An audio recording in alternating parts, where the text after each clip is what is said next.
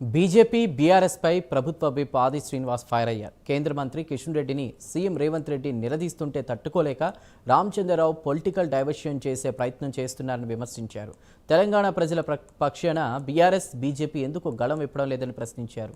BJP అండ చూసుకునే కేసీఆర్ రాష్ట్రంలో 8 లక్షల కోట్ల అప్పులు చేశారని ఆయన ఆరోపించారు.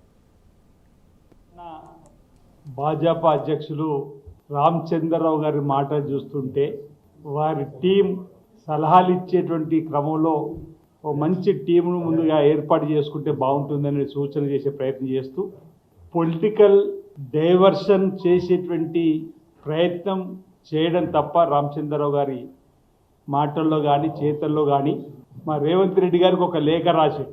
మా రాహుల్ గాంధీ గారు అపాయింట్మెంట్ ఇవ్వండి, మేము వెళ్ళి కలుస్తామని.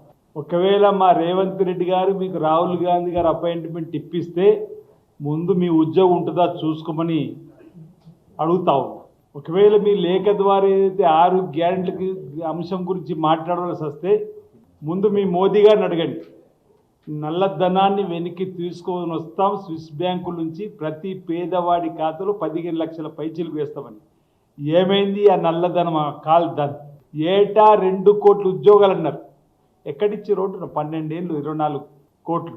అంటే ఈరోజు మేము గ్యారెంటీలు ఇచ్చినాం, వాటిని అమలు చేస్తున్నాం. ఒకవేళ మీకు అంతగా మా రాహుల్ గాంధీ గారిని గెలవాలని ఉంటే మీరు ప్రధానమంత్రి గారితో రాజీనామా చేయించాడు ముందుగా. ఆ తర్వాత ఎన్నికలు మా రాహుల్ గాంధీ గారు ప్రధానమంత్రి ఇద్దరు, అప్పుడు మీరు కలవడానికి కోసం ప్రయత్నంలో